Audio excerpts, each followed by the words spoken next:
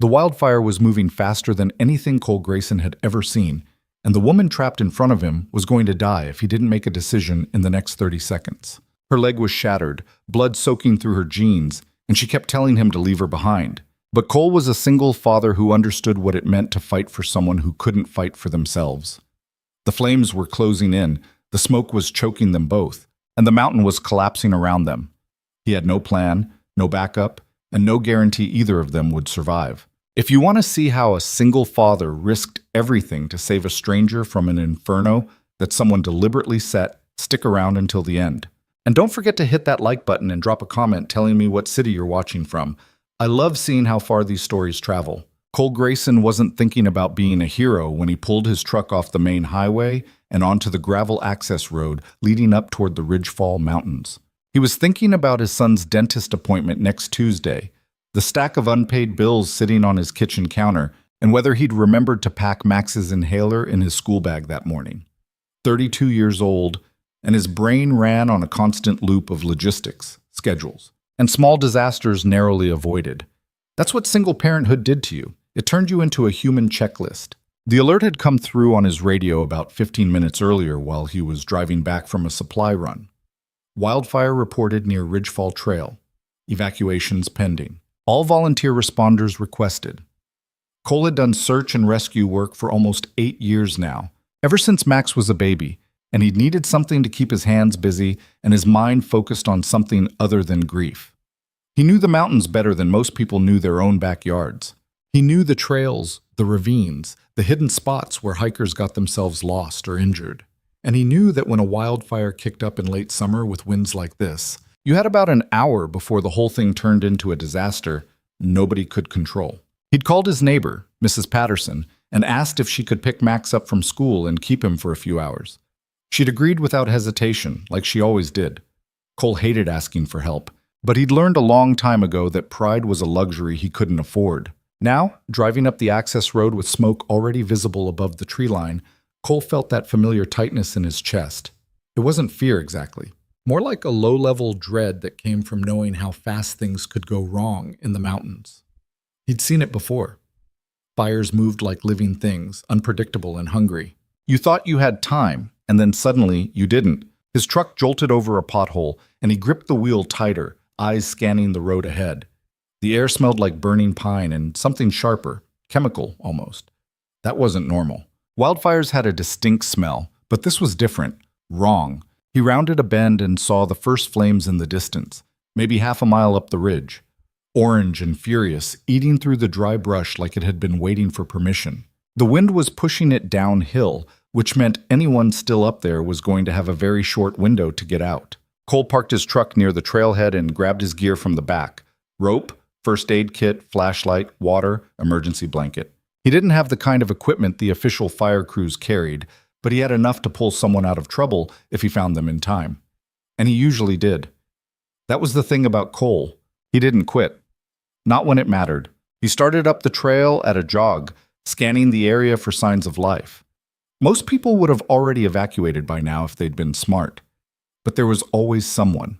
Always one person who didn't check their phone, didn't hear the alerts, didn't think the fire would reach them that fast. The trail curved upward, and Cole's boots crunched over loose gravel and dried needles.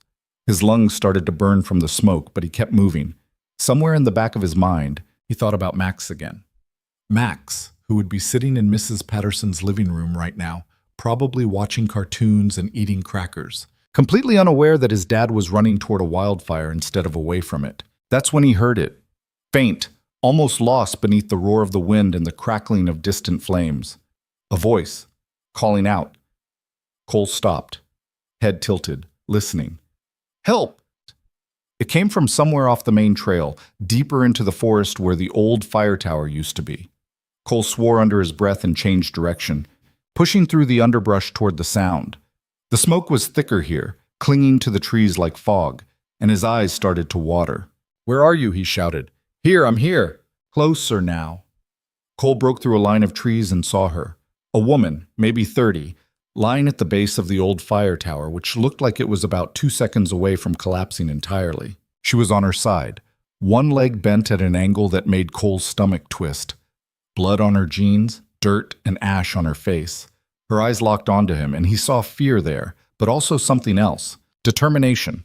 Like she was still trying to figure out how to fix this herself. "Are you alone?" Cole asked, kneeling beside her. "Yes." Her voice was tight with pain. "I fell. I can't move my leg."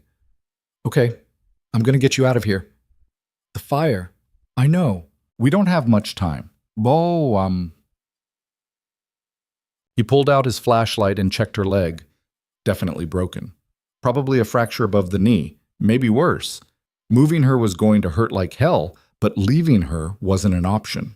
The fire was moving faster than he'd expected, and the wind was shifting. They had maybe 10 minutes before this whole section of forest turned into an oven. "What's your name, Ossie?" Cole asked, already working his hands under her shoulders. Sienna Vale. "I'm Cole. This is going to hurt, Sienna. I'm sorry." "Wait." She grabbed his arm, her grip surprisingly strong. "You need to leave me." Cole stared at her. "What?"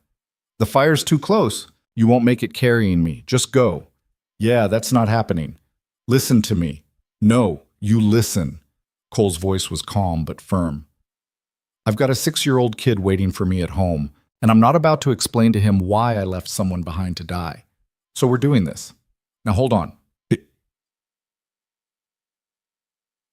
He didn't give her time to argue. He shifted his weight, got his arms under her, and lifted.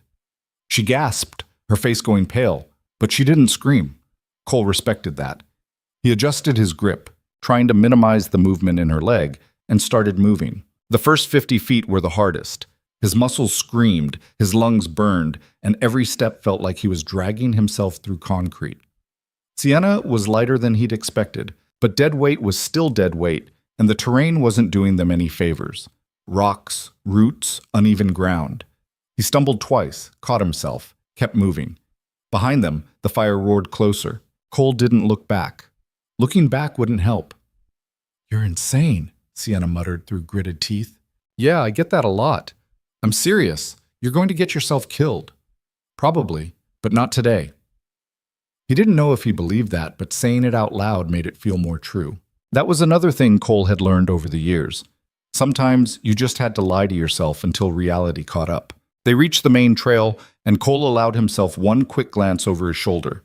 The fire was maybe 200 yards back now, tearing through the forest like a wave. Trees exploded from the heat, sending embers spiraling into the air. The wind carried the flames forward, and Cole realized with a sinking feeling that they weren't going to outrun this. Not at the pace he was moving. "We need to go faster," Sienna said, reading his thoughts. "Working on it." "Put me down. You can move faster without me." "Stop talking." "Cole, I said stop talking." His tone was sharper than he'd meant it to be, but he didn't have the energy for this conversation. He focused on putting one foot in front of the other, ignoring the pain in his shoulders, the burning in his lungs, the voice in his head telling him this was a mistake. The trail curved downward, and Cole nearly lost his balance on a patch of loose gravel.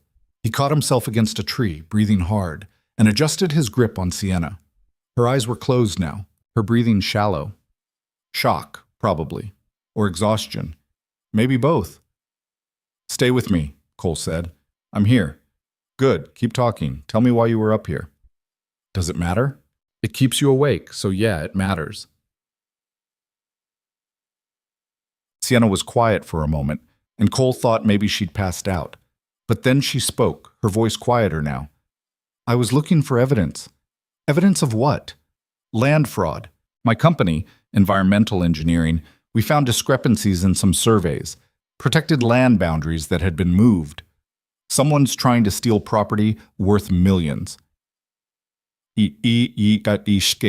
Cole frowned, his mind trying to process what she was saying while also calculating how much farther they had to go.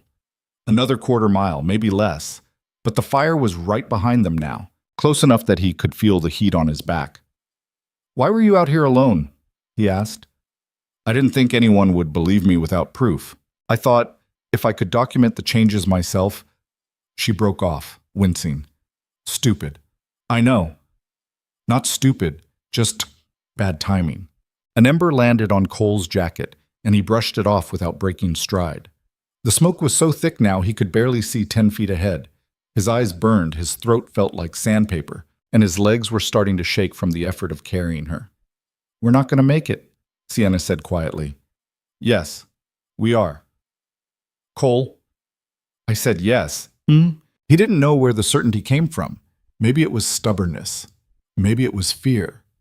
Or maybe it was the thought of Max sitting in Mrs. Patterson's living room, waiting for his dad to come home. Cole had made a lot of mistakes in his life, but he'd be damned if dying on this mountain was going to be one of them.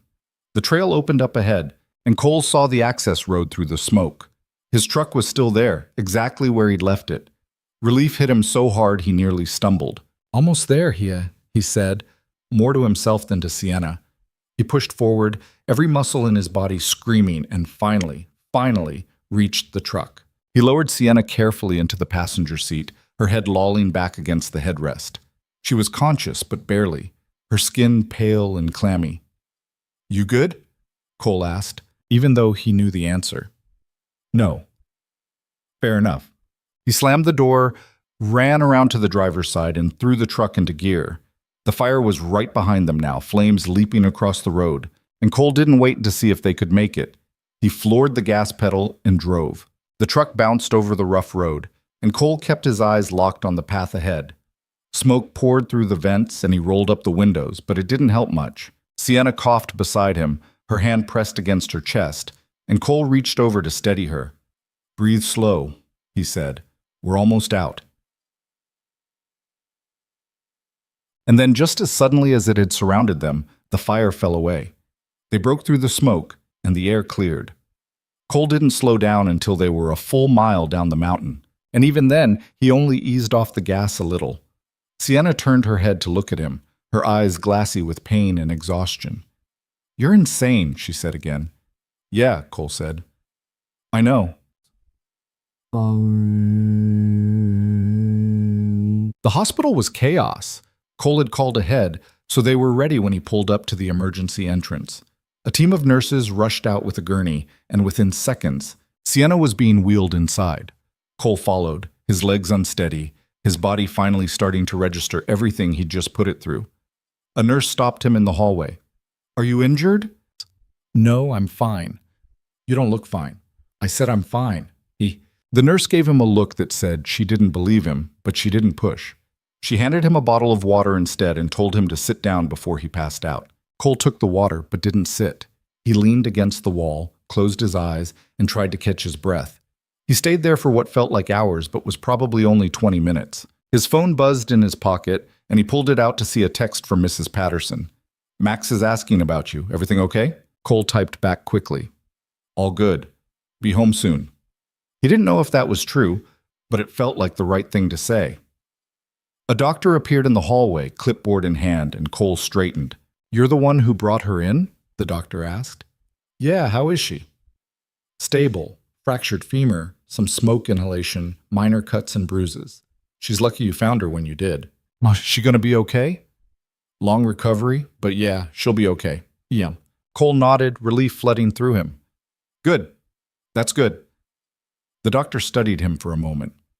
"You should get yourself checked out. Smoke inhalation's no joke." "I'm fine. That's what everyone says right before they collapse." Cole almost smiled. "I'll take my chances." The doctor shook his head but didn't argue. "She's asking to see you if you're up for it." "Yeah, okay." Cole followed the doctor down the hall to a small room where Sienna was lying in bed, her leg immobilized in a brace. She looked better than she had in the truck, but not by much. Her face was still pale, and there were dark circles under her eyes. "Hey," Cole said, stepping into the room. "Hey." Sienna's voice was hoarse. "You look terrible." "Thanks. You too." She smiled faintly. "They told me what you did.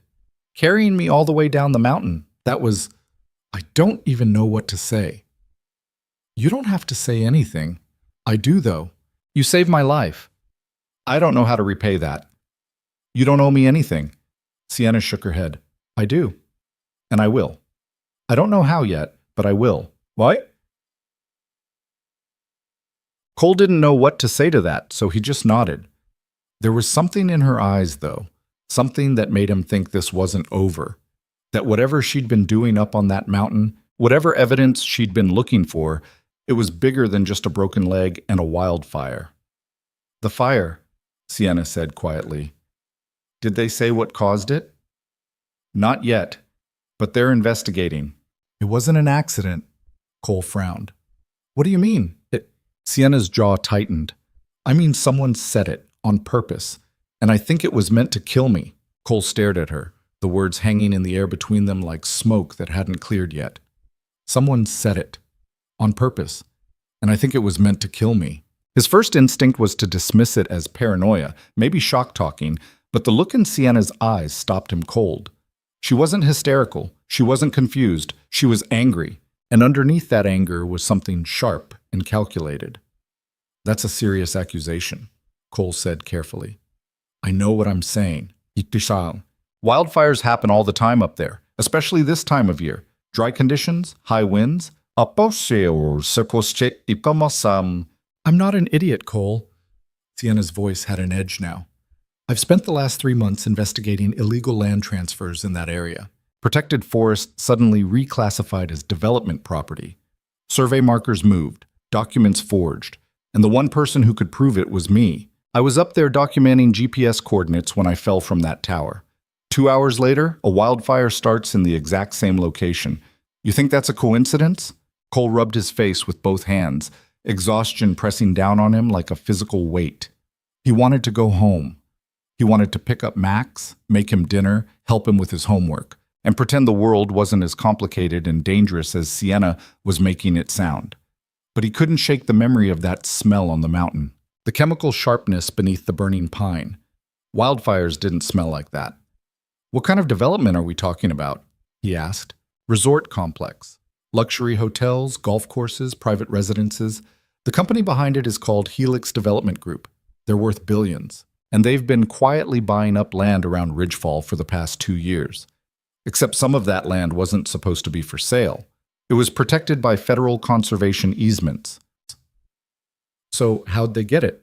Someone inside the county planning office changed the records, moved boundary lines on digital maps, altered survey data, backdated permits. My company was hired to do an independent environmental impact assessment, and that's when we found the discrepancies. At first I thought it was just clerical errors, but the more I dug, the more I realized it was deliberate, systematic. Cole leaned against the wall, trying to process all of this. He wasn't a lawyer or an investigator.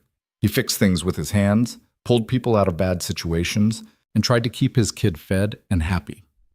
Corporate fraud and billion-dollar land deals were so far outside his world, they might as well have been happening on another planet. And you went up there alone, he said, to get proof. Well, I had to. If I'd gone through official channels, whoever's behind this would have buried the evidence before anyone could act. I needed something undeniable. Photos, coordinates, physical proof that the markers had been moved. Did you get it? Sienna's expression darkened. Some of it. I had my camera with me when I fell, but I don't know if it survived. And even if it did, I'm not sure it matters now. If they were willing to burn down half a mountain to stop me, they're not going to let a few photos get in their way. Cole thought about the fire again. The speed of it, the way it had moved, almost like it had been herded. He wasn't an expert, but he'd seen enough wildfires to know when something felt wrong, and this one had felt wrong from the start. You need to tell the police, he said. And say what? That I think someone tried to kill me with a wildfire? They'll think I'm crazy. Maybe, but you still need to report it. Sienna closed her eyes, and for a moment she looked smaller somehow, vulnerable. I will, but I need time to think, to figure out what I can prove and what's just speculation. You almost died today. I know. So did I. That got her attention. She opened her eyes and looked at him, really looked at him, and something shifted in her expression. Guilt, maybe. Or just the realization that her choices had consequences beyond herself. I'm sorry, she said quietly. I didn't mean to drag you into this. You didn't drag me into anything. I made my own choice. Still, you didn't sign up for corporate conspiracies and arson. You were just trying to help. Yeah, well, that's kind of what I do. Sienna studied him for a long moment, and Cole felt uncomfortable under her gaze. He wasn't used to people looking at him like that, like he was something worth examining. You're different, she finally said. Different how? I don't know yet, but you are. Cole didn't know what to say to that, so he changed the subject. You should rest. Doctor said you've got a long recovery ahead. What about you? I'm fine. Well, you keep saying that because it's true. You carried me down a mountain through a wildfire. You're not fine. You're just good at pretending. Cole felt a flicker of irritation. He didn't like being analyzed, especially by someone he'd just met. I need to get home. My kid's waiting. Right, of course. Sienna hesitated, then added, Thank you. Again. I know I already said it, but you don't need to keep thanking me. I do, though, because people like you don't exist in my world. People who do the right thing just because it's right, without expecting anything in return. It's rare. Cole wasn't sure if that was a compliment or an indictment of the world she lived in. Probably both.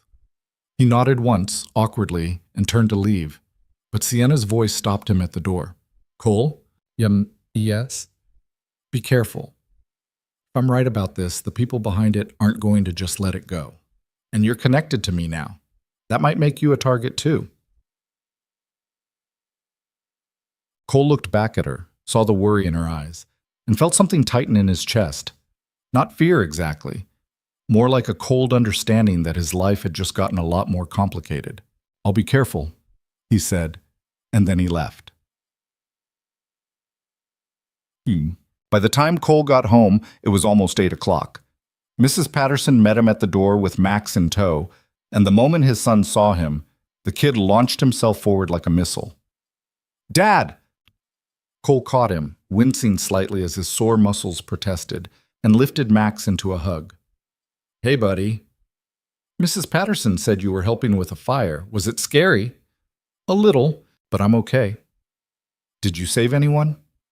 Cole set Max down and ruffled his hair. Yeah, I did. Cool. Mrs. Patterson was watching him with the kind of look that said she knew he was downplaying things. She'd been their neighbor for 5 years now, ever since Cole had moved into the small house on Maple Street, and she'd become something like a second grandmother to Max. She didn't ask questions, but she also didn't miss much. You look like you've been through hell, she said bluntly. I'm fine. That's the 3rd time you've said that today. Makes me think it's not true. Gossi. Cole managed a tired smile. I just need a shower and some sleep. Well, Max already ate dinner. I made extra meatloaf if you're hungry. Thanks, Mrs. Patterson. I owe you. You owe me nothing. Just take care of yourself. And that boy. She nodded toward Max, who was already racing toward the living room. Cole promised he would, and after Mrs. Patterson left, he found Max sprawled on the couch with a book about dinosaurs. The normalcy of it, the quiet house, the kid reading, the faint hum of the refrigerator in the kitchen felt almost surreal after everything that had happened. Hey, Max? Yeah? You good? Everything okay at school today? Yep. We learned about fractions. Cool.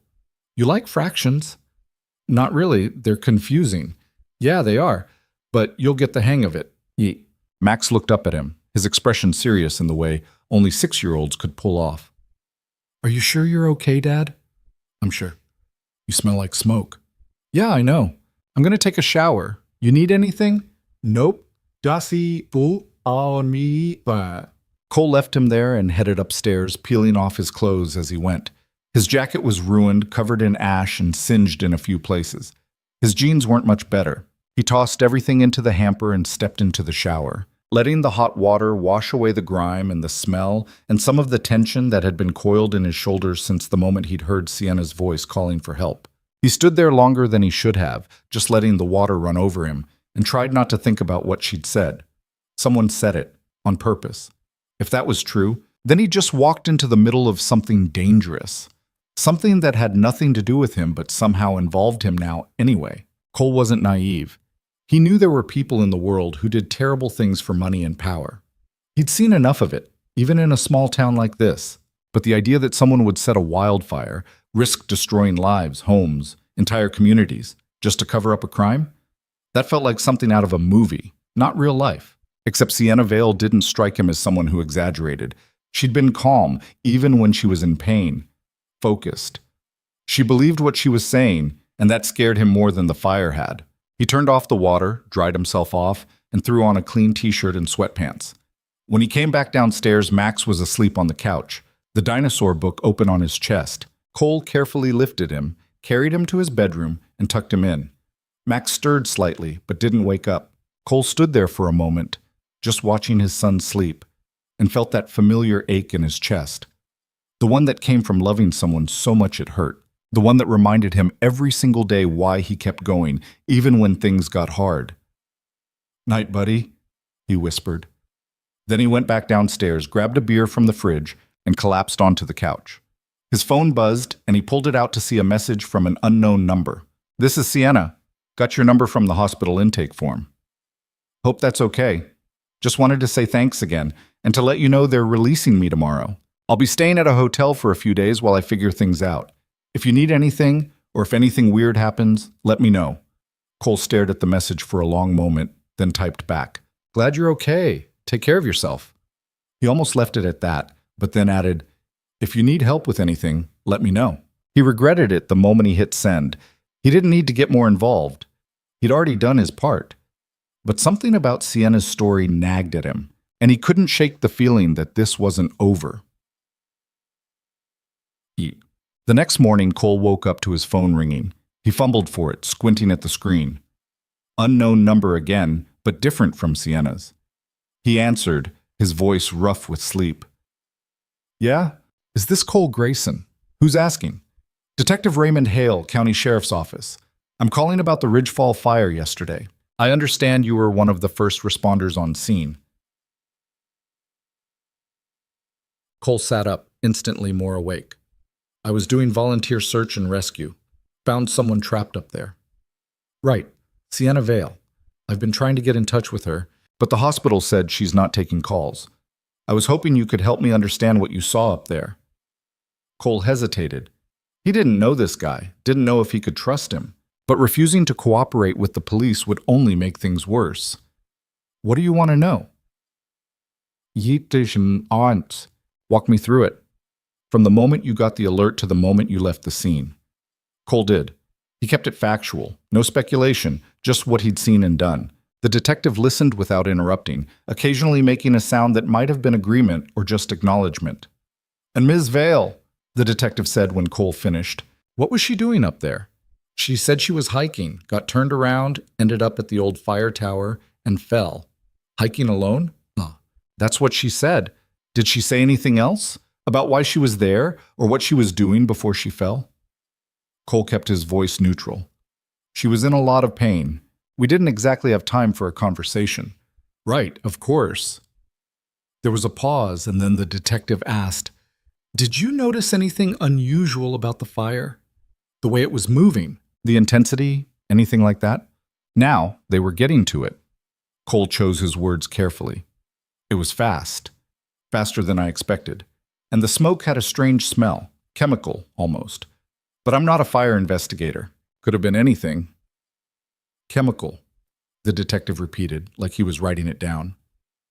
"Interesting. We're still waiting on the arson investigation team to finish their analysis. But preliminary reports suggest there may have been accelerants involved."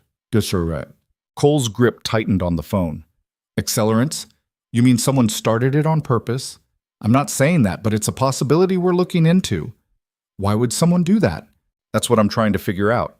The detective paused again, and when he spoke, his tone was different, more cautious.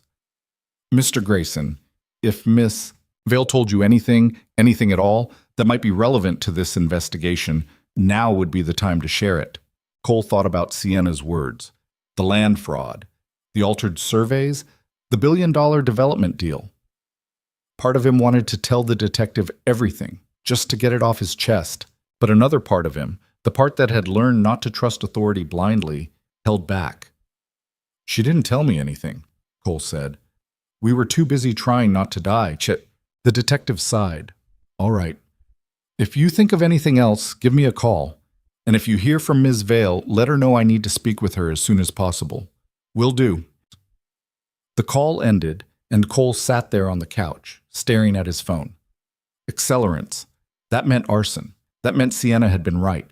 Someone had set the fire. And if the detective was already asking questions, that meant the investigation was moving fast. Cole didn't like it. Didn't like the way the detective had phrased things, like he was fishing for information without giving anything away. Didn't like the way his gut was telling him that something about this whole situation was off. He sent Sienna a text. Detective just called. Said they found evidence of accelerants. You need to talk to him. Her response came a few minutes later. I will, but not yet. I need to get my camera first. If it survived, the photos on it are the only proof I have. Can you help me? Cole stared at the message, his finger hovering over the keyboard. He should say no. He should tell her to let the police handle it. He should focus on his own life, his own kid, and stay as far away from this mess as possible. But he didn't. Instead, he typed, "Where's the camera?" Still up on the mountain, near the fire tower. If the fire didn't destroy it, it's in my backpack about 20 feet from where you found me. You want me to go back up there. I know it's asking a lot, but I can't do it myself. Not with this leg. And I don't trust anyone else. Cole closed his eyes, already knowing he was going to regret this. When? As soon as possible, before they close off the area completely. I'll see what I can do. He set the phone down and ran his hands through his hair, feeling the weight of the decision settling over him. This was stupid. This was dangerous. This was exactly the kind of thing he should be avoiding. But he'd already carried Sienna down a mountain through a wildfire. Compared to that, going back up to grab a camera didn't seem like such a big deal. Cole spent the rest of the morning making arrangements. Mrs. Patterson agreed to watch Max after school again, though she gave him a look that said she was starting to worry. He couldn't blame her. He was starting to worry too. By noon, he was back in his truck, driving toward Ridgefall. The fire had been contained overnight, but the area was still restricted. Cole knew a few back roads, though, trails that didn't show up on official maps. He'd been hiking these mountains long enough to know how to get in without being seen. He parked a mile from the main trailhead and hiked in on foot, carrying a small backpack with water, gloves, and a flashlight. The forest looked like a war zone. Charred trees, blackened ground, ash everywhere. The smell of smoke still hung in the air, thick and oppressive. It was hard to believe this was the same place he'd been just yesterday. The fire tower was still standing, barely. Most of it had burned, the wooden structure reduced to skeletal beams and twisted metal. Cole approached carefully, scanning the ground for anything that looked like a backpack. It took him almost 20 minutes, but he finally found it. The backpack was half buried under debris, scorched on one side but mostly intact. Cole pulled it free, brushing off the ash, and unzipped it. Inside was a camera, a notebook, a water bottle, and a few other personal items. The camera looked okay. No visible damage. He didn't turn it on, just zipped the backpack closed and slung it over his shoulder. That's when he heard voices. Cole froze, his pulse quickening. He ducked behind a fallen tree and peered through the branches. Two men were walking through the burned area, both wearing jackets that said Helix Development on the back. They were talking, their voices low but audible. Sure it's all gone? Yeah, the fire took care of it. No way anyone's finding anything now. What about the woman, the one from the engineering company? She's in the hospital, broken leg, she won't be a problem. You sure about that? Positive. Even if she talks, she's got no proof. Just accusations. And we've already got people working on discrediting her, if it comes to that. Cole's jaw tightened. He didn't move, didn't breathe, just listened.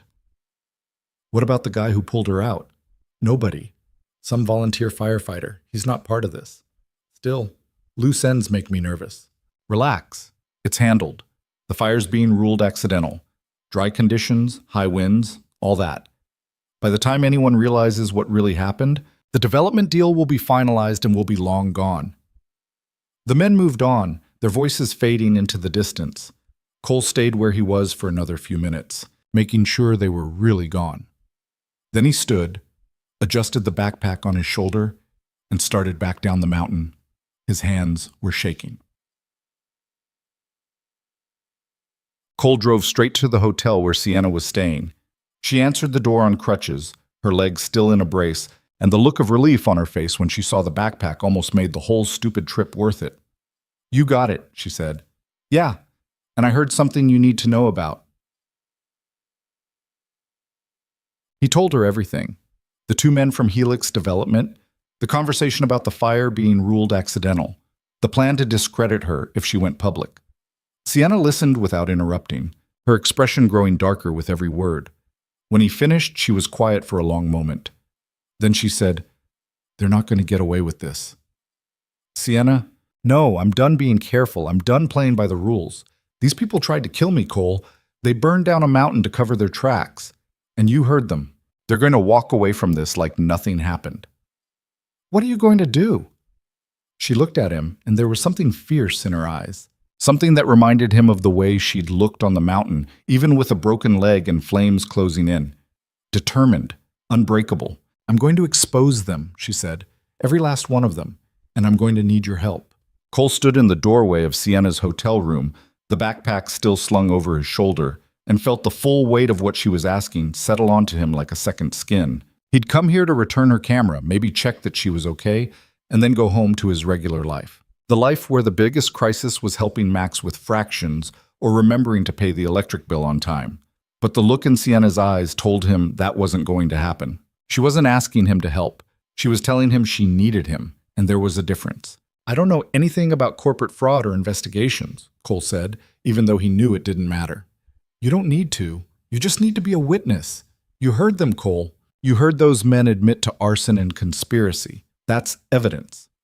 Evidence that'll get thrown out of court because I was trespassing on restricted property. Maybe, but it's a start. And right now, I'll take whatever I can get." Cole set the backpack down on the small table near the door and rubbed his face with both hands. He was tired, bone-deep tired in a way that sleep wouldn't fix. He'd spent the last 24 hours running on adrenaline and bad decisions, and now Sienna was asking him to double down. "What exactly are you planning to do?" he asked. Sienna shifted on her crutches, wincing slightly as she moved toward the bed and lowered herself onto the edge. "First, I need to go through the photos on my camera. If they're intact, they'll show the altered survey markers, the GPS coordinates, everything. Then I'll compile a full report, including your testimony about what you heard on the mountain. After that, I'm taking it to the county hearing next week." "What county hearing?" "Helix Development has a public hearing scheduled for final approval on their resort project. It's a formality. Everyone expects it to pass without issue. But if I show up with proof that they committed fraud and arson to get that approval, it changes everything." Cole sat down in the chair across from her, his mind working through the logistics. "They'll have lawyers, expensive ones. They'll tear you apart. Probably, but I have to try." Why? Why risk it? You could take what you know to the feds, let them handle it." Sienna's expression hardened. "Because the feds take months, sometimes years, to build a case. By then, Helix will have their permits, construction will be underway, and it'll be too late to stop them. The environmental damage alone will be irreversible. Old-growth forest, endangered species habitats, water systems, all of it gone. And for what? So a few billionaires can build golf courses and luxury condos? You sound like you've got a personal stake in this." "I do. My whole career is built on protecting places like Ridgefall. If I let this slide, what's the point? I might as well be working for the people destroying it." Cole understood that kind of conviction. He'd felt it before, back when he was younger, and still believed that doing the right thing mattered more than the consequences. Life had taught him otherwise. Life had taught him that sometimes the right thing got you killed, or worse, left your kid without a father.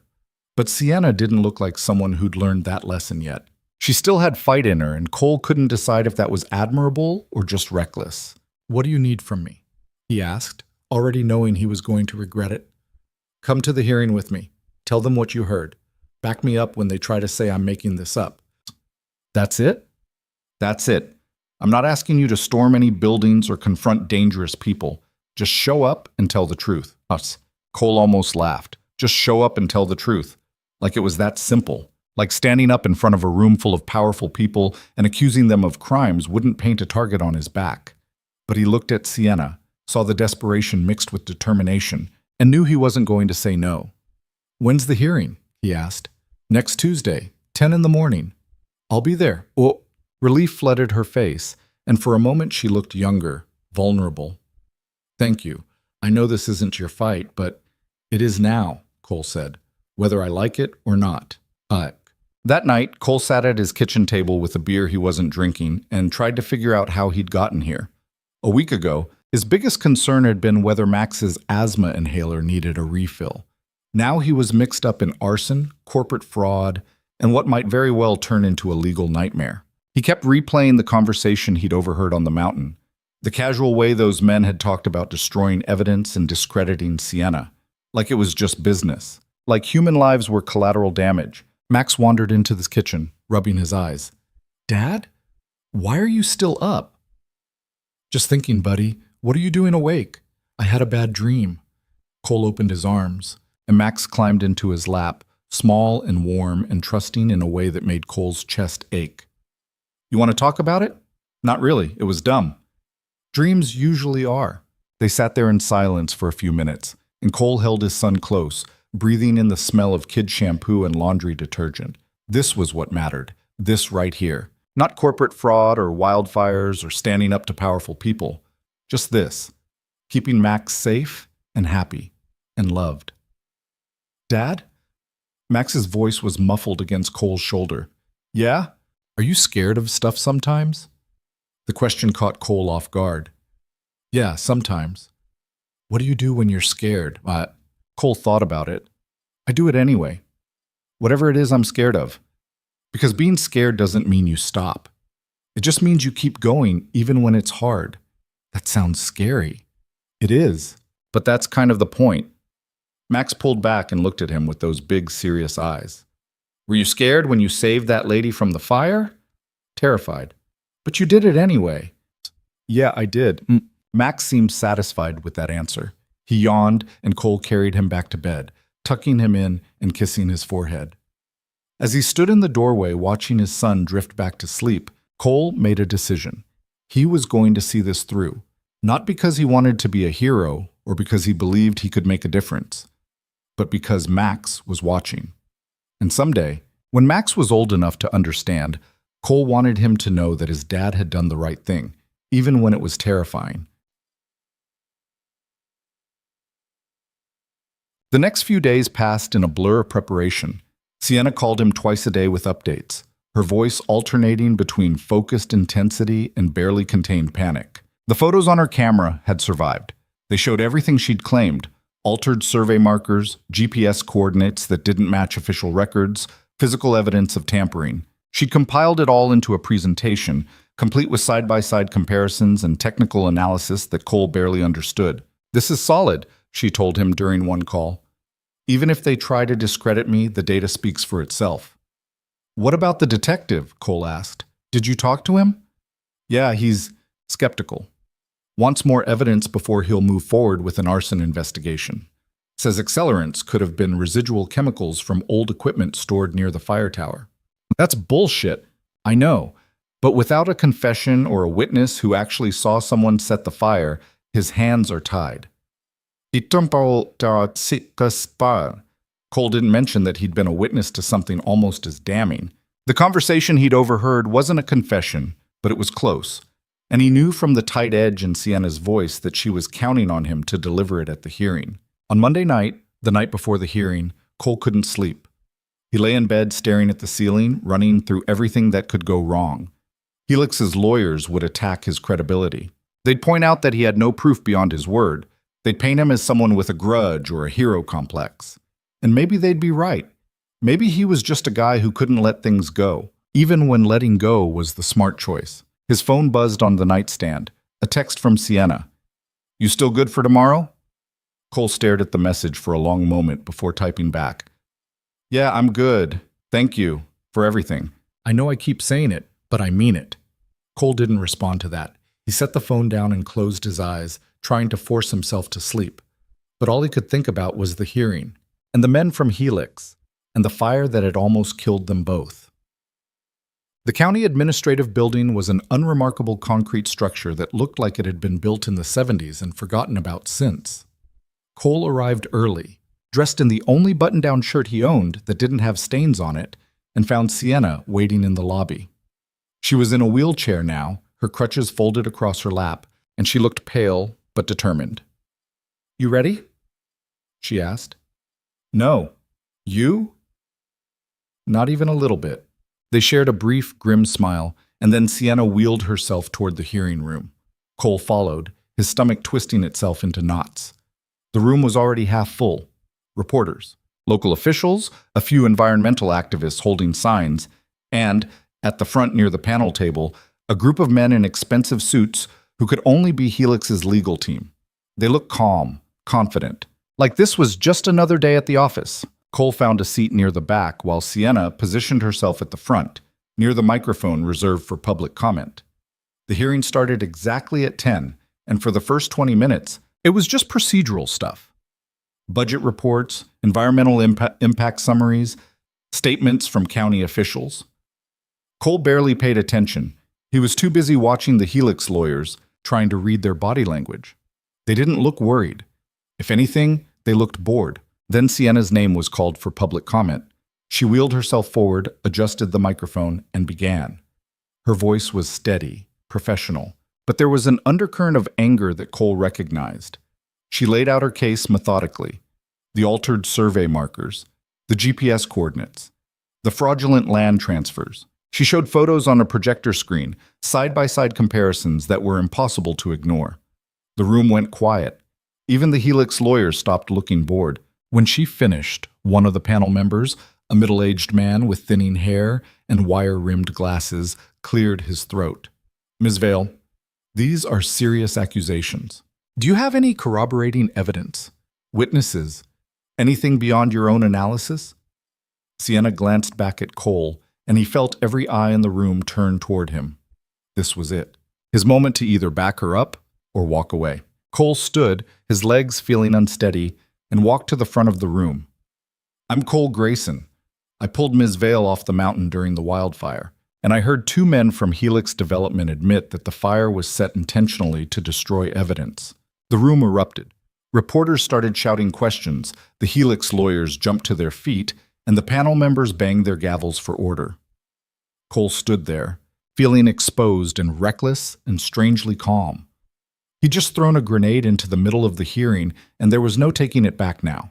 One of the Helix lawyers, a sharp-faced woman with perfectly styled hair, stepped forward. "That's a slanderous accusation with no basis in fact. Mr. Grayson has no proof, no recording, nothing but his word. And given that he was trespassing on restricted property at the time, his testimony is highly questionable." "I know what I heard," Cole said. "Convenient. And did you happen to record this alleged conversation?" "No." "Did anyone else witness it?" "No, Cam." "Then you're asking this panel to take the word of a volunteer firefighter with no legal training and a documented history of—" She paused, consulting a folder in her hand. "Financial instability and prior arrests for trespassing." Cole felt his face flush. "That was 10 years ago. I was protesting illegal logging." "Illegal in your opinion." The courts disagreed. "The point is, Mr. Grayson, you have a history of making unfounded accusations against corporations you personally disagree with. This appears to be more of the same." Sienna cut in, her voice sharp. "He saved my life. He has no reason to lie." "Doesn't he?" The lawyer turned to face the panel. "Ms. Vale is a well-known environmental activist with a vendetta against development projects. It's entirely possible that Mr. Grayson is either mistaken or deliberately fabricating this story to support her agenda." Cole opened his mouth to argue, but the panel chairman banged his gavel again. "That's enough. This hearing is adjourned pending further investigation. We'll reconvene in 2 weeks." And just like that, it was over. The room erupted into chaos again, and Cole felt Sienna's hand grab his arm. "Come on, we need to get out of here." They pushed through the crowd, reporters shouting questions, and made it to the parking lot. Cole's hands were shaking. He hadn't expected it to go smoothly, but he also hadn't expected to be publicly humiliated and have his entire past dragged through the mud. "I'm sorry," Sienna said. "I didn't know they'd do that." "It's fine." "It's not fine. They just destroyed your credibility." "Yeah, well, wouldn't be the first time." Sienna looked at him, and there was something raw in her expression. Guilt, maybe. Or just the realization that she dragged him into something that was going to cost him more than either of them had anticipated. What do we do now? Cole didn't have an answer. He looked back at the building, at the reporters still swarming the entrance, and felt a cold certainty settle over him. This wasn't over. Not by a long shot. That night, Cole came home to find his front door unlocked. He always locked it. Always. He pushed it open slowly, every muscle in his body tense, and stepped inside. The living room looked normal, nothing out of place, but something felt wrong. "Max?" he called out. No answer. Panic hit him like a freight train. He ran through the house, checking every room, his heart pounding so hard he could hear it in his ears. Max's room was empty. So was the kitchen, the bathroom. Cole was about to call the police when he heard voices outside. He ran to the backyard and found Max sitting on the porch steps with Mrs. Patterson. Relief flooded through him so fast he nearly collapsed. "Dad!" Max jumped up and ran to him. "Mrs. Patterson said someone was at the house earlier. A man. He was looking through the windows." Cole's blood ran cold. He looked at Mrs. Patterson, who nodded grimly. "I saw him from my kitchen. Big guy. Dark jacket. He tried the front door, then walked around back. I called out to him, asked if he needed help, and he took off. I brought Max over to my place just in case." "Did you call the police?" "I did. They came by, looked around, didn't find anything. Said it was probably just someone looking for an empty house to rob." Cole didn't believe that for a second. He knew exactly who it was, or at least who'd sent them. Helix Development wasn't messing around. They just sent him a message. "Back off, or next time it won't be a warning." "Thanks, Mrs. Patterson," Cole said, his voice tight. "I owe you, again. You don't owe me anything. Just keep that boy safe." She did so. After she left, Cole locked every door and window in the house, checked them twice, and then sat Max down at the kitchen table.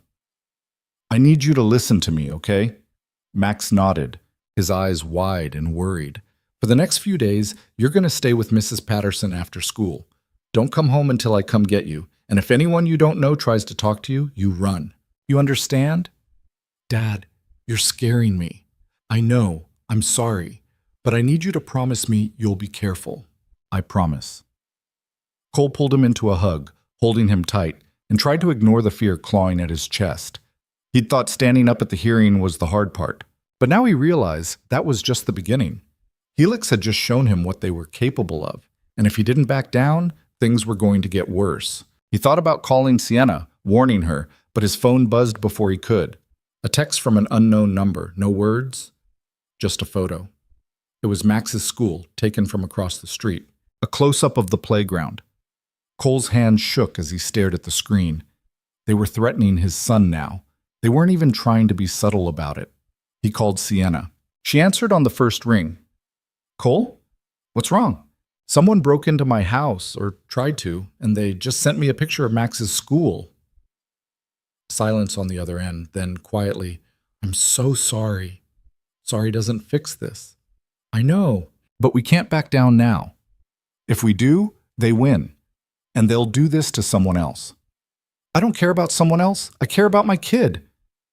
"I know, but think about what you're teaching him. You told me once that being scared doesn't mean you stop. It just means you keep going even when it's hard." Cole closed his eyes, hating that she was using his own words against him. "That's different." "How?" "Because this isn't just about me anymore. It never was just about you, Cole. It's about doing what's right. And I think you know that, or you wouldn't have stood up at the hearing." Cole didn't respond. He ended the call and sat there in the dark kitchen, staring at the photo on his phone. He wanted to run, pack a bag, grab Max, and disappear somewhere far away where Helix Development couldn't find them. But he knew that wasn't how this worked. Running didn't solve problems. It just delayed them. He thought about Max's question from the other night. "Are you scared of stuff sometimes?" "Yeah, buddy. I'm scared right now, more scared than I've been in years.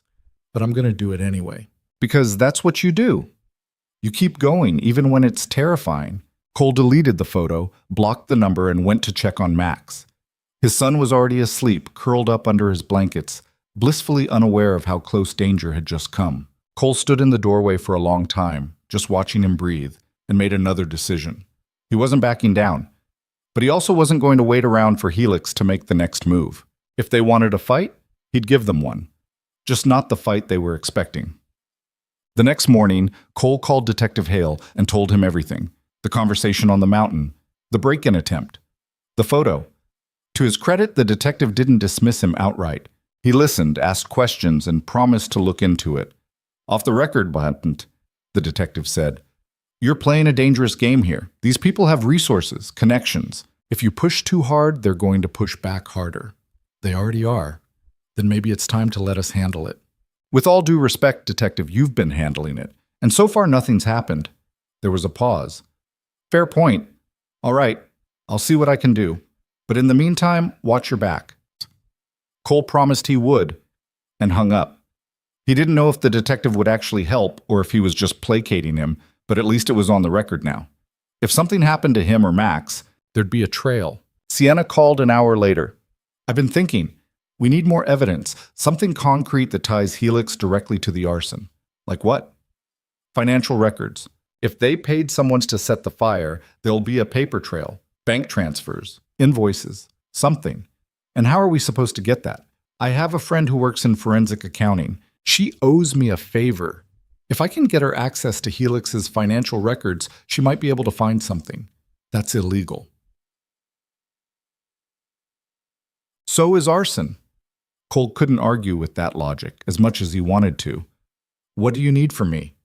"Nothing yet, just stay safe, and keep your phone on.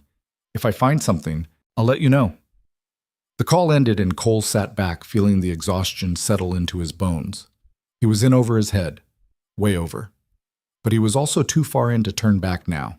That afternoon, while Max was at Mrs. Patterson's house, Cole went for a drive. He didn't have a destination in mind.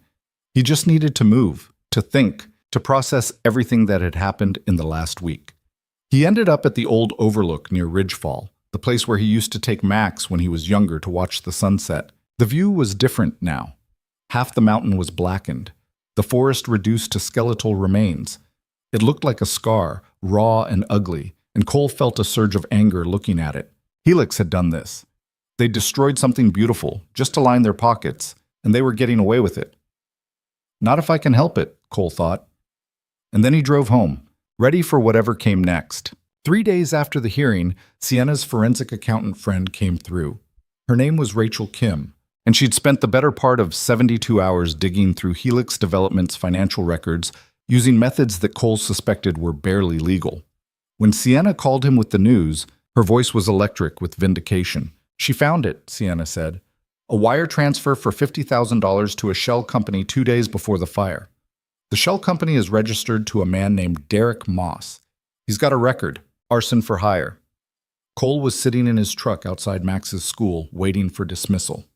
That's enough to take to the police. It's enough to start an investigation, but we need more. Rachel's still digging. She thinks there might be communications, emails, texts, between Helix executives and Moss.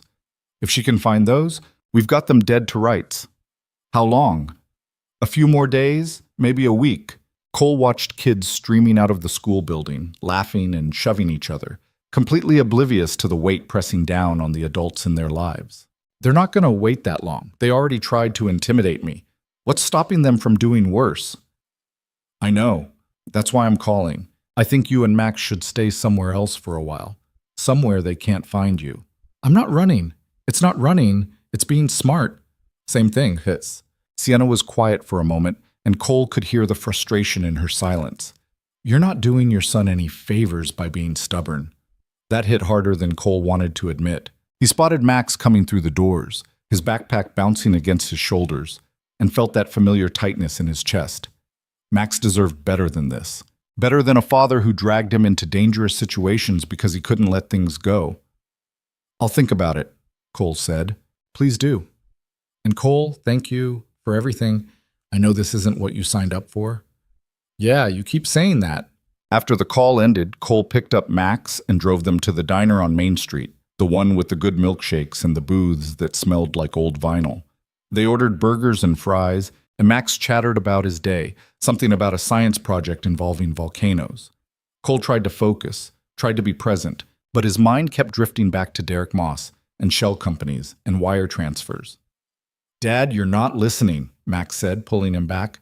"Sorry, buddy. I'm listening now." "I said Mr. Henderson wants us to bring in pictures for our family tree project. Do we have any pictures of Mom?"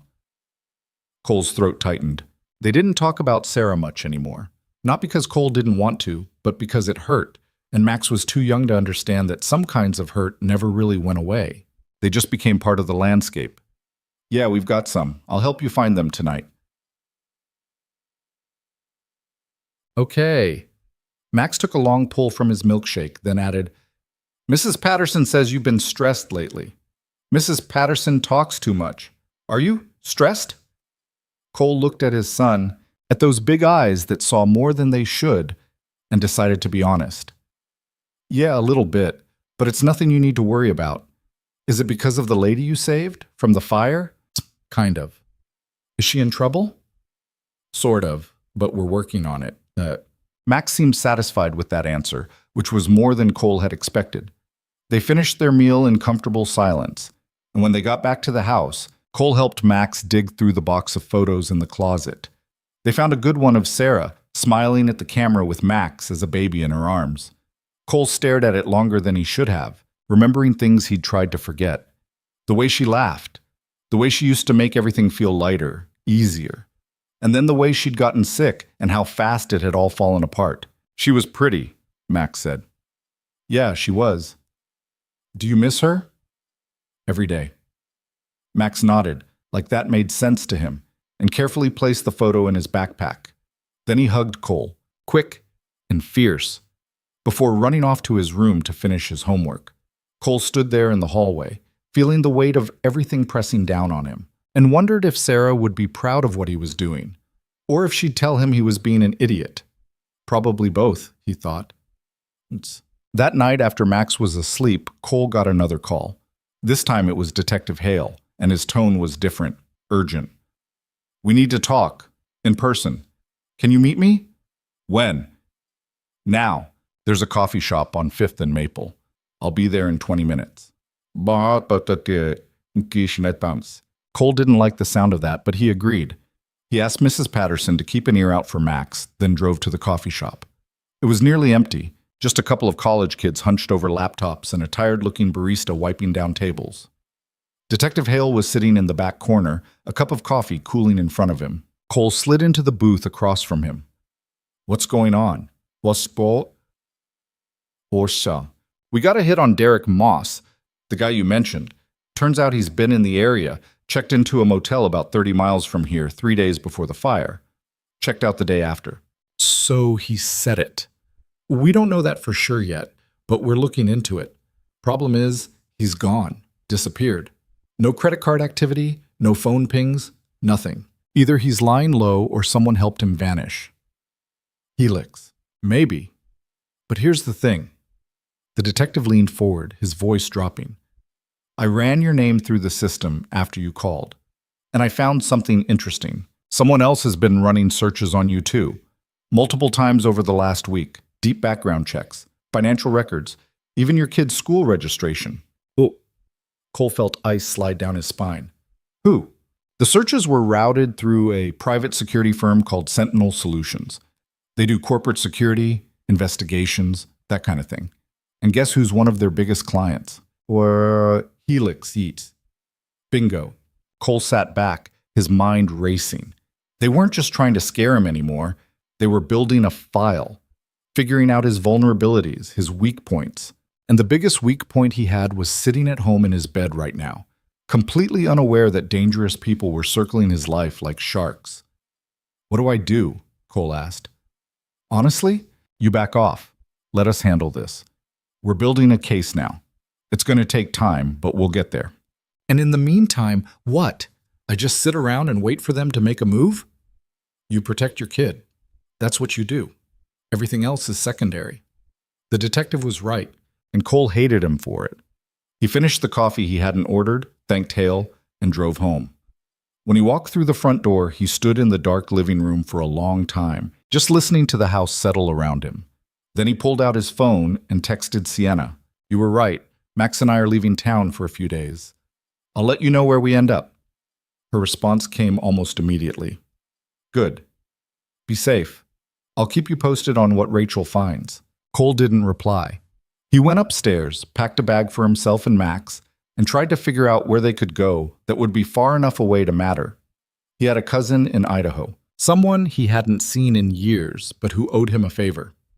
That might work. Or maybe they'd just drive until they ran out of road and figure it out from there. But when he walked past Max's room and saw his son sleeping peacefully, clutching a stuffed dinosaur that was missing one arm, Cole felt something shift inside him. He'd spent the last 6 years building a life for Max, a safe, stable life, where the biggest problem was homework and dentist appointments. And now he was about to uproot that life because powerful people wanted to protect their billion-dollar deal. No, Cole thought. No, I'm not doing that. He unpacked the bags. Geets. The next morning, Cole called Sienna and told her he'd changed his mind. She didn't argue, which surprised him. "I figured you would," she said. "You're not the running type." "What's that supposed to mean?" "It means you're stubborn, in a good way, mostly." "Yeah, well, stubborn doesn't keep my kids safe. Neither does running." "Not if Helix is as committed to this as we think they are. They'll find you eventually. Better to face them head on while we still have momentum." Cole wasn't sure he agreed, but he didn't have the energy to argue. "What's the plan?" "Rachel's close to finding the communication records. Once she does, we take everything to the detective. Push him to move faster, and if he won't, we go public. Leak the story to the press. Force Helix to respond. That'll put an even bigger target on us. It will. But it'll also make it harder for them to act. Right now, they can operate in the shadows. But if this becomes a national story, every move they make will be scrutinized." Cole thought about that. It was risky, maybe reckless, but it also made a certain kind of sense. "All right, let me know when Rachel's ready." "I will." "And Cole, I meant what I said. You're not the running type. That's why I trust you." The call ended and Cole sat there feeling the weight of her words. Trust. Such a simple thing, but it mattered. He'd spent so many years living small, keeping his head down, avoiding complications. And now here he was, neck deep in the biggest complication of his life. And the strange thing was, he didn't want out. Not anymore. He wanted to see this through. For Sienna. For Max. For himself. He spent the rest of the day trying to maintain some sense of normalcy. He did laundry. He fixed the leaky faucet in the bathroom that he'd been ignoring for weeks. He played catch with Max in the backyard until the sun started to set. And the whole time, he kept his phone close, waiting for Sienna's call. It came at 9:30 that night, right after he'd put Max to bed. "We've got it," Sienna said, her voice breathless. Rachel found emails between a Helix VP named Gregory Stanton and Derek Moss. They're coded, but not well, talking about eliminating the liability and cleaning up the site. There's even a reference to me by name. They wanted me gone, Cole, and they were willing to burn down half a mountain to do it. Cole's grip tightened on the phone. "Send it to the detective."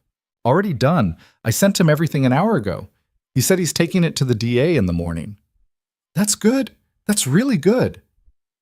"It is. But there's something else." Rachel flagged another transfer.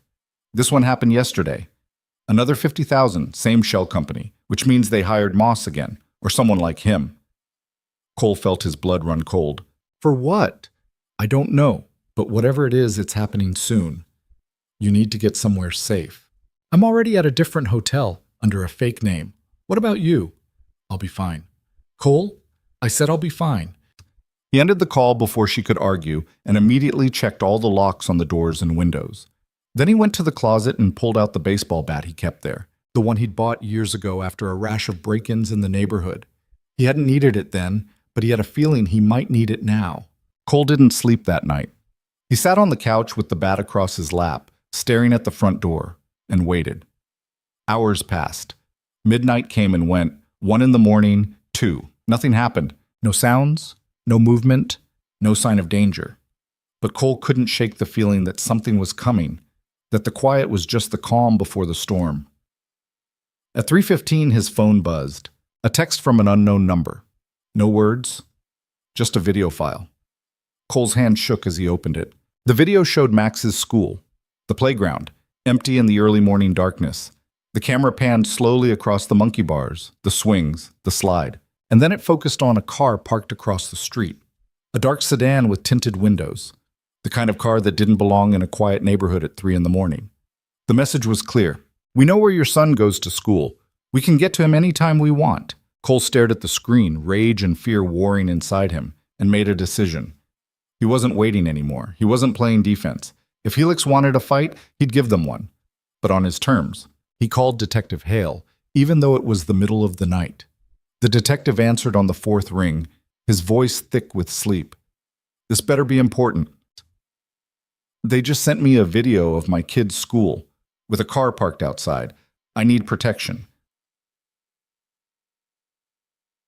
Hale was silent for a moment, and Cole could hear rustling on the other end, like he was sitting up. Send me the video. Cole did. A few seconds later, Hale swore under his breath. Phew, I'll have a patrol car swing by your house, and we'll station someone at the school tomorrow. That's not enough. It's all I can do right now. We're moving as fast as we can, but these things take time. I don't have time. I understand, but rushing this will only make it worse. Just sit tight. We're close. Cole wanted to throw the phone across the room. Sit tight. Like that was even an option. But he forced himself to stay calm, thanked the detective, and hung up. Then he called Sienna back. I need you to do something for me, Cole said when she answered. What? Leak the story. Tonight. Everything Rachel found. I don't care if it's messy or incomplete. Just get it out there. Now. Cole, if we do that, there's no going back. It'll be a media circus, and Helix will come at us with everything they've got. They're already coming at me, at my kid. I'm done waiting for the system to work. Let's force their hand. Sienna was quiet for a long moment. Okay, I'll make some calls. By morning, this will be everywhere. Good. And Cole, you're doing the right thing. I hope so. Gisek. By sunrise, the story was breaking. Sienna had contacted a journalist friend who worked for a major news network, and within hours, the allegations against Helix Development were headline news. Arson, fraud, intimidation, the wire transfers to Derek Moss, the emails from Gregory Stanton, all of it laid bare for the world to see. Cole watched the coverage from his living room, Max still asleep upstairs, and felt a strange mixture of relief and dread. They'd done it. They'd exposed Helix. But now came the fallout. His phone started ringing almost immediately. Reporters, mostly, asking for interviews. Cole ignored them all. Then Detective Hale called. You've got a hell of a lot of nerve, Hale said, but there wasn't anger in his voice, just resignation. You just blew up an active investigation. I gave you time. You didn't move fast enough. We were building a case. Now it's going to be 10 times harder to prosecute because everything's public. Defense lawyers are going to have a field day. At least they'll have to answer for it. Hale sighed. Yeah, at least there's that. For what it's worth, the DA's filing charges this morning. Stanton and 2 other Helix executives. Conspiracy, arson, fraud. We've also issued a warrant for Derek Moss. That's a start. It is. But you need to be prepared for what comes next. Helix is going to fight this with everything they've got. And they're going to come after you and Sienna hard. Let them try. The call ended, and Cole sat back, exhausted but oddly calm. He'd done what he could. The rest was out of his hands now. Max wandered downstairs an hour later, rubbing his eyes. Why's the TV so loud? Cole turned it off. Just the news. You hungry? Yeah. They made pancakes together, and for a few minutes, Cole let himself pretend that everything was normal. That they were just a father and son having breakfast on a weekday morning. But then his phone buzzed again, and he saw a text from Sienna. Gregory Stanton just held a press conference. He's denying everything. Says we fabricated the evidence. That you and I are conspiring to sabotage Helix because of personal vendettas. Cole read the message twice, feeling his jaw tighten. Of course Stanton was denying it. That's what powerful people did. They lied, they deflected, they played the victim. But the evidence was out there now, public record, and no amount of spin could erase that.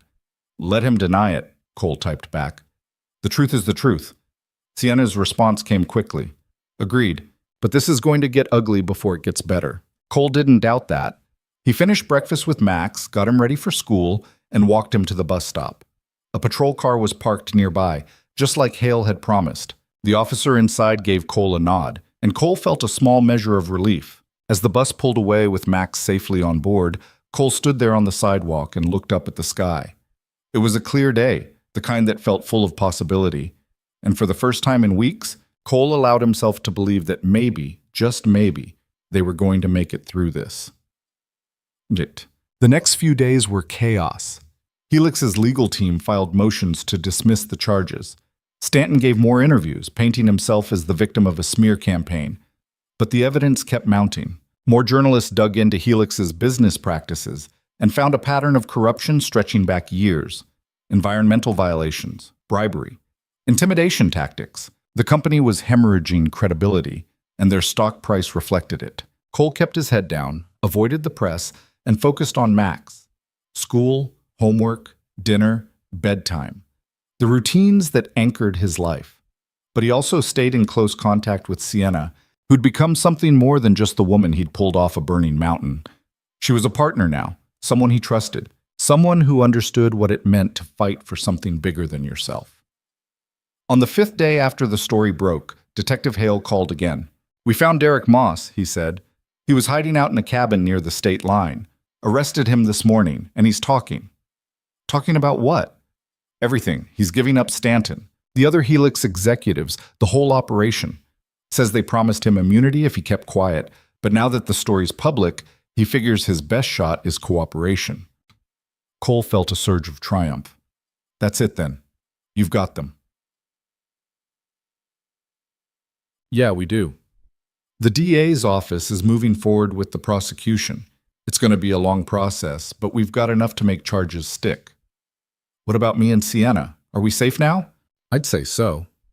With Moss in custody and the investigation public, there's no incentive for Helix to come after you. They've got bigger problems.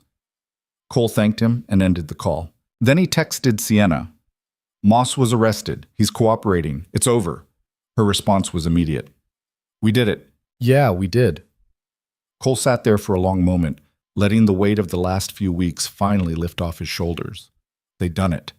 Against impossible odds, against powerful people with unlimited resources, they'd won. Not because they were smarter or stronger, but because they'd refused to quit. That night, Cole took Max out for pizza to celebrate. He didn't tell his son the details, he was too young for that, but he wanted to mark the occasion somehow. And as they sat in his booth eating pepperoni slices and talking about nothing in particular, Cole felt something he hadn't felt in a long time. Hope. Real, unshakable hope that things were going to be okay. 2 weeks after Derek Moss was arrested, Cole stood in the back of a crowded courthouse gallery and watched Gregory Stanton walk past in handcuffs. The Helix VP looked smaller somehow, diminished in his orange jumpsuit, his expensive haircut doing nothing to hide the exhaustion on his face. 2 other executives followed behind him, equally defeated, and the gallery erupted in whispers and camera flashes. Cole didn't feel triumphant watching them. He just felt tired. Tired and relieved that it was finally over. Sienna was sitting 3 rows ahead, her legs still in a brace, but looking stronger than she had in weeks. She turned and caught Cole's eye, offering a small smile. He nodded back. They'd talked on the phone almost every day since the arrests, but this was the first time they'd been in the same room since everything went public. There was something unspoken between them now, something neither of them had quite figured out how to name. The arraignment lasted less than 20 minutes. All 3 men pleaded not guilty, which surprised no one. Their lawyers were already spinning the narrative, talking about procedural errors and unreliable witnesses. But the evidence was overwhelming. Wire transfers, emails, Derek Moss's testimony, the forensic analysis of the fire. The prosecution had built a case so airtight that even the best legal team in the country would struggle to crack it. After the hearing ended, Cole waited outside the courthouse while Sienna navigated the crowd of reporters on her crutches. She handled them with the kind of practiced confidence that came from years of public speaking, answering questions without giving away too much. Cole stayed back, avoiding the cameras. He'd had his 15 minutes of fame at the county hearing, and that had been more than enough. When Sienna finally broke free, she limped over to where Cole was standing under a tree, away from the chaos. "You didn't have to come," she said. "I know, wanted to see it through." "Me too." She adjusted her crutches and looked back at the courthouse. "It's strange, isn't it? All this time fighting, and now it's just legal proceedings, paperwork, waiting. That's how the system works." "I know, but it feels anticlimactic." Cole understood what she meant. They'd spent weeks running on adrenaline and fear, making split-second decisions that could have gotten them killed. And now the most dangerous thing they faced was sitting in a courtroom listening to lawyers argue procedural motions. It should have felt like a relief. And it did, mostly. But there was also a sense of deflation, like they'd been fighting so hard for so long that they didn't know what to do now that the fight was over. "You heading back to work?" Cole asked. "Eventually. My company's been patient, but I've been on leave for almost a month now. I need to get back before they decide they don't need me anymore." She paused, then added, "What about you? Back to rescue work?" "Yeah. Got a call last week about a missing hiker up near Coldwater Ridge. Nothing as dramatic as a wildfire, but it felt good to be useful again." Sienna studied him for a moment, and Cole felt that familiar discomfort under her gaze. She had a way of looking at him like she was trying to solve a puzzle. "You know, I never properly thanked you. You thanked me about 100 times. Not for saving my life. I mean, yes, for that too. But for standing up at the hearing, for putting yourself and your son at risk when you didn't have to. Most people wouldn't have done that." Cole shifted his weight, uncomfortable with the praise. "Most people probably would have been smarter." "Maybe. But smart isn't always the same as right." They stood there in silence for a moment, and Cole realized he didn't want the conversation to end. Over the past few weeks, Sienna had become more than just someone he'd helped. She was someone who understood a part of him that most people didn't see, the part that couldn't walk away when something was wrong, even when walking away was the sensible choice. "I've been thinking," Sienna said carefully. "Once this is all over, the trial, the recovery, I'd like to take you and Max somewhere. A thank you.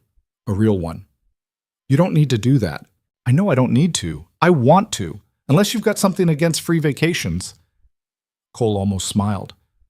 "Where were you thinking?" "There's a lake resort about 2 hours north of here. Quiet, peaceful, far away from burning mountains and corporate fraud. I thought maybe a long weekend.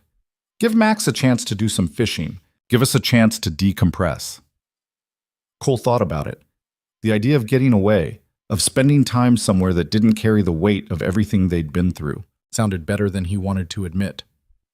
"Let me think about it. That's not a no. It's not a yes either." Sienna smiled, and Cole realized he liked seeing her smile. It softened something in her face that was usually guarded, made her look less like a CEO and more like someone who'd been through hell and somehow made it out the other side. "Fair enough. The offer stands whenever you're ready." They said their goodbyes, and Cole drove home feeling lighter than he had in weeks. The house was quiet when he arrived. Max was at school. Mrs. Patterson was probably tending to her garden, and for the first time in what felt like forever, Cole had the place to himself. He made a sandwich, ate it standing at the kitchen counter, and then did something he hadn't done in years. He sat down on the couch in the middle of the afternoon and just existed.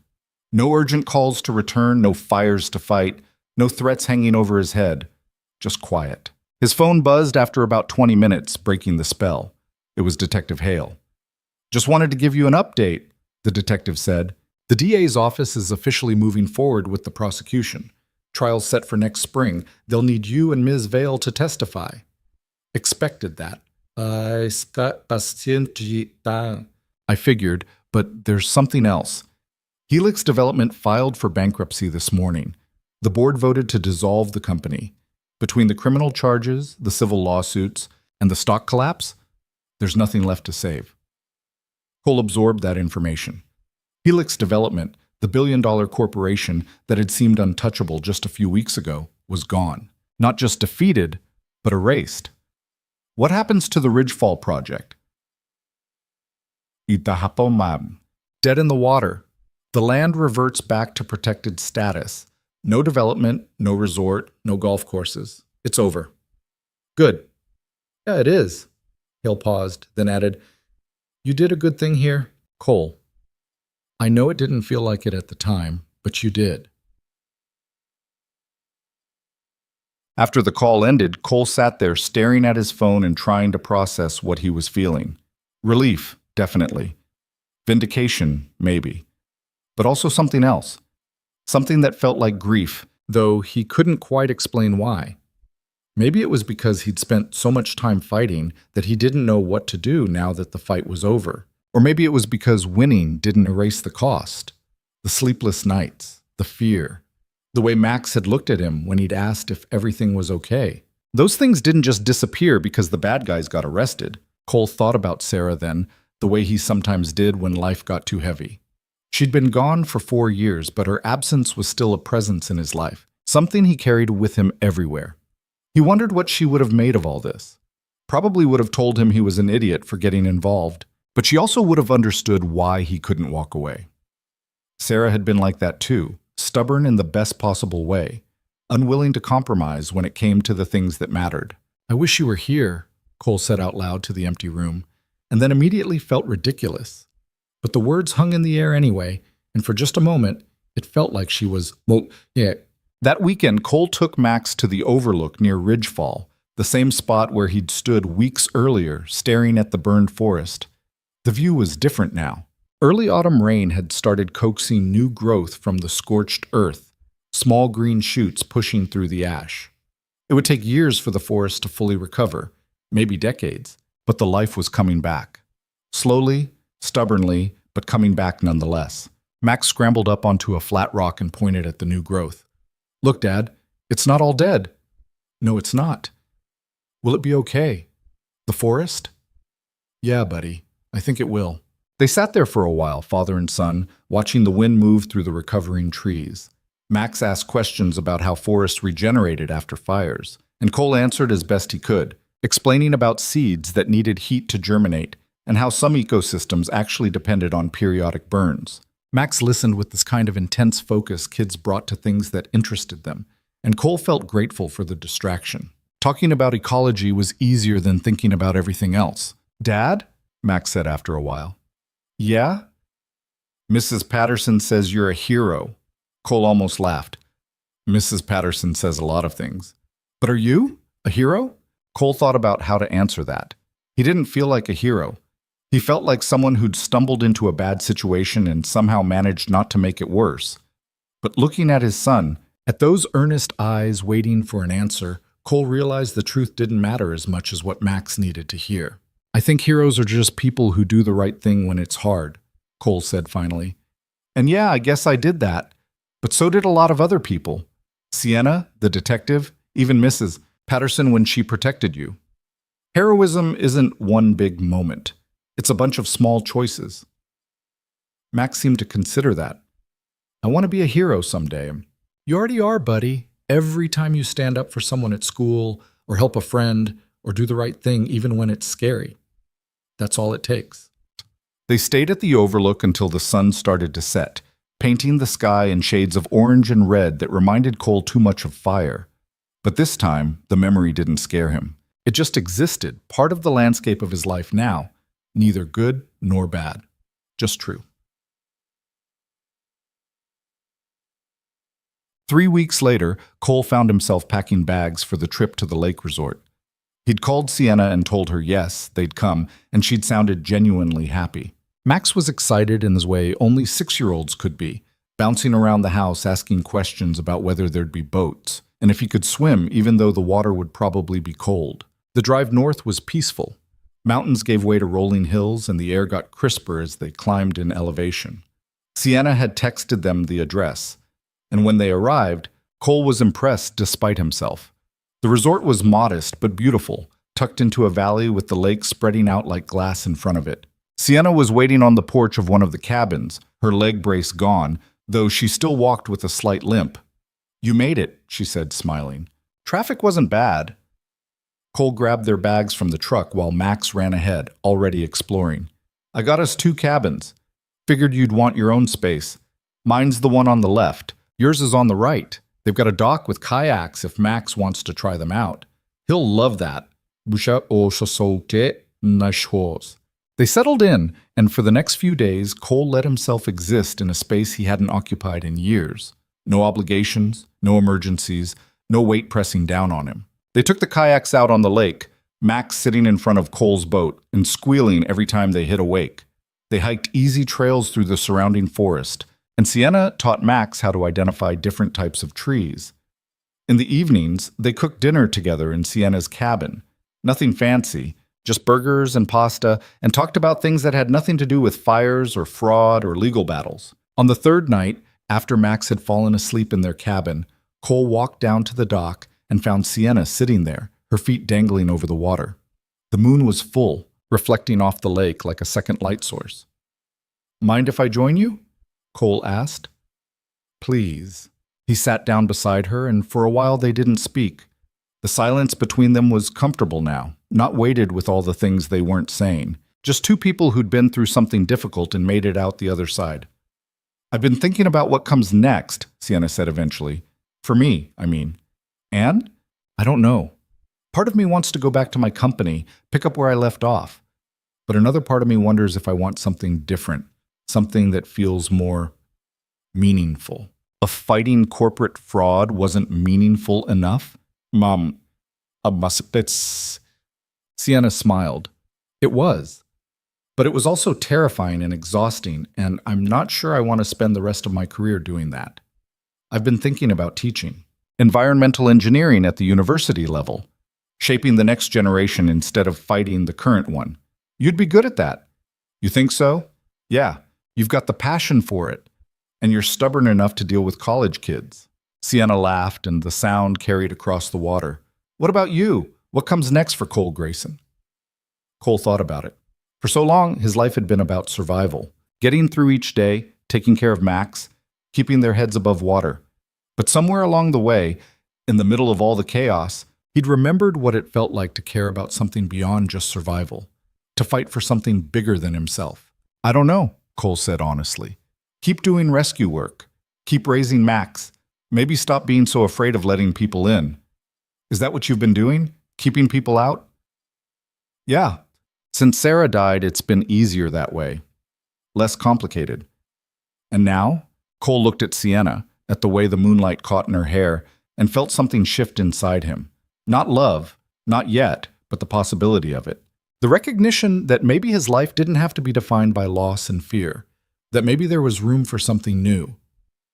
Now I'm thinking maybe complicated isn't always bad, he said. Sienna held his gaze, and Cole saw understanding there. She wasn't pushing, wasn't demanding anything, just offering a door that he could walk through if he wanted to. And for the first time in years, Cole thought he might. I'm glad you came, Sienna said quietly. Me too. They sat there for another hour, talking about nothing and everything. And when Cole finally walked back to his cabin, he felt lighter. Not fixed, because people didn't get fixed like broken appliances, but better, more whole, and that was enough. Geek. The last morning at the lake, Cole woke up early and found Max already awake, sitting on the porch of their cabin with a book. The kid looked up when Cole stepped outside. Morning, Dad. Morning, buddy. What are you reading? A book about firefighters. Mrs. Patterson got it for me. Cole sat down beside him. You thinking about becoming a firefighter? Maybe, or a rescuer like you, someone who helps people. Cole felt his chest tighten. That's a good goal. Did you always want to do that? Help people? Not always. When I was your age, I wanted to be a baseball player. But things change. You grow up, you figure out what matters to you.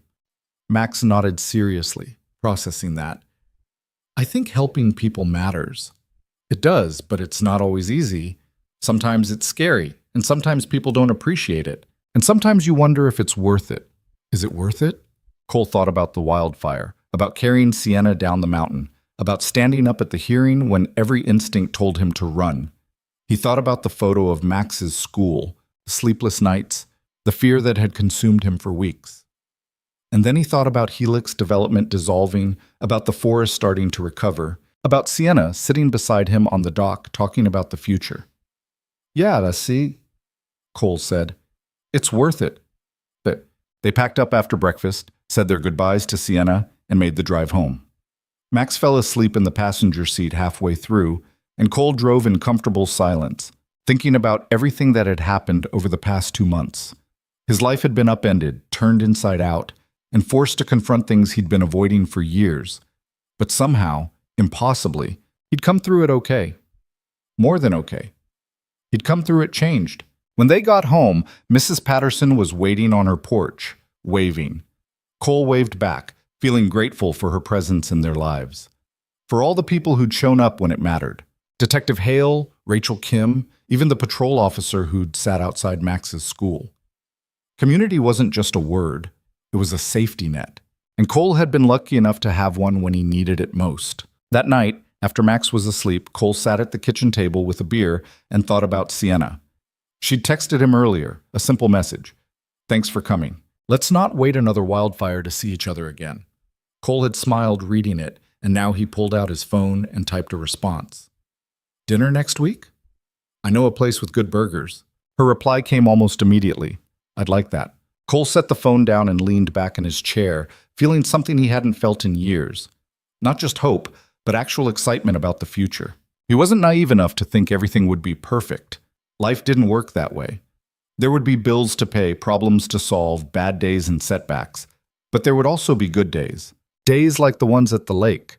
Days where Max laughed and Sienna smiled, and Cole allowed himself to believe that maybe, just maybe, he deserved something good.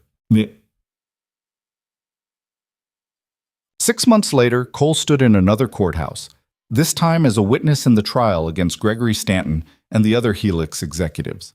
He testified for 2 hours, recounting everything he'd seen and heard on the mountain. The defense lawyers tried to poke holes in his story, questioning his memory and his motivations, but Cole stuck to the truth. And the truth, it turned out, was enough. The jury deliberated for 3 days before returning guilty verdicts on all counts. Stanton got 15 years. The other executives got similar sentences. Derek Moss, in exchange for his cooperation, got 5 years in probation. It wasn't perfect justice. Nothing ever was. But it was justice nonetheless. After the verdict was read, Cole and Sienna stood outside the courthouse again, watching the sun set over the city. They'd been seeing each other regularly for months now, and Max had taken to calling her Sienna instead of the lady Dad saved, which felt like progress. We did it, Sienna said, echoing the same words she'd texted him months earlier. Yeah, we did.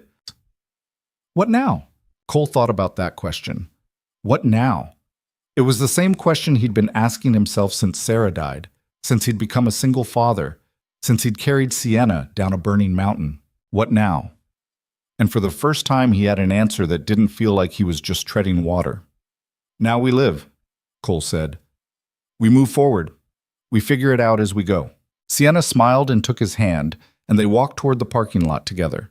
It wasn't a perfect ending, because perfect endings didn't exist, but it was an honest one, a real one. And that was all Cole had ever wanted. Life had taught him that courage wasn't the absence of fear. It was doing the right thing, even when you were terrified. It was standing up when it would be easier to sit down. It was carrying someone through fire when every instinct told you to save yourself. And it was letting people in, even when you'd been hurt before, because isolation wasn't safety. It was just loneliness, wearing a different mask. Cole had spent years trying to protect himself and Max from pain, from loss, from the messiness of caring about people beyond their small circle. But pain found you anyway. Loss was inevitable. And the messiness, he was learning, was where the good stuff lived. The connections, the growth, the moments that made you realize you were more than just a collection of fears and scars. He thought about the forest on Ridgefall, about the new growth pushing through the ash. That's what healing looked like. Not erasing what happened, but growing around it. Incorporating it into your story without letting it define you. The fire had burned, people had been hurt, but life was coming back. Stubborn and determined and refusing to quit. That night, Cole picked up Max from Mrs. Patterson's house and took him out for ice cream. They sat in the parking lot of the shop, eating cones that dripped faster than they could lick them, and Max told him about a project at school where they were learning about ecosystems. Did you know some trees need fire to grow? Max said. Like their seeds won't even open unless there's heat. I did know that, actually. That's cool, right? Like bad things can make good things happen, Sut. Cole looked at his son, at the ice cream smudged on his chin and the wisdom in his eyes that seemed too old for 6, and felt his throat tighten. Yeah, buddy, that's exactly right. They finished their ice cream and drove home, and Cole tucked Max into bed with the kind of gratitude that came from knowing how easily things could have gone differently, how close they'd come to losing everything. But they hadn't. They'd survived, and more than that, they'd grown. As Cole stood in Max's doorway watching his son sleep, he thought about all the small choices that had led them here. The decision to answer the emergency call, the decision to carry Sienna down the mountain instead of leaving her, the decision to stand up at the hearing, the decision to fight back when powerful people tried to intimidate him. None of them had felt heroic in the moment. They'd felt terrifying and stupid and reckless. But strung together, they'd made a difference. They'd changed something. And maybe that was the real lesson. That heroism wasn't one grand gesture. It was 1,000 small choices, made in moments of doubt and fear, that added up to something meaningful. It was showing up even when you didn't have all the answers. It was trusting that doing the right thing mattered, even when the outcome was uncertain. Cole's phone buzzed with a text from Sienna. Max asleep? Just now, Cole typed back. Good.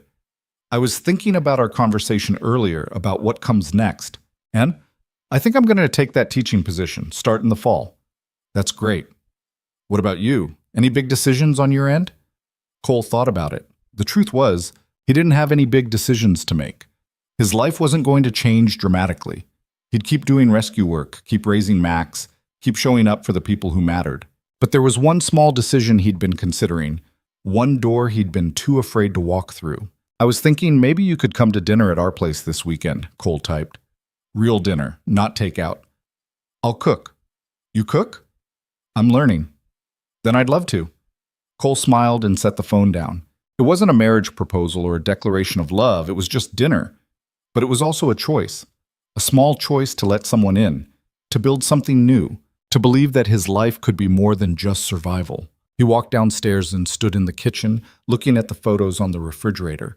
Pictures of Max at different ages, a few of Sarah from years ago, and now one from the lake trip, Sienna and Max laughing on the dock. His family was changing shape, expanding to include new people, and that was okay. More than okay. It was good. Cole thought about the fire one last time, about the heat and the smoke, and the moment when he'd made the choice to carry Sienna to safety. He'd been terrified, but he'd done it anyway. And everything that came after, the investigation, the hearing, the threats, the victory, had all stemmed from that one choice. That one moment when he decided that someone else's life mattered more than his fear. That's what courage was. Not the absence of fear, but the decision to act in spite of it. And Cole had learned, through pain and struggle and too many sleepless nights, that he had more courage than he'd ever given himself credit for. He turned off the lights and headed upstairs to bed, feeling something he hadn't felt in years. Not just contentment, but actual peace. The kind that came from knowing you'd done everything you could, that you'd fought this good fight, that you'd stood up when it mattered. The fire was out. The bad guys were in prison. The forest was healing. And Cole Grayson, single father and volunteer rescue worker, was finally ready to start healing too.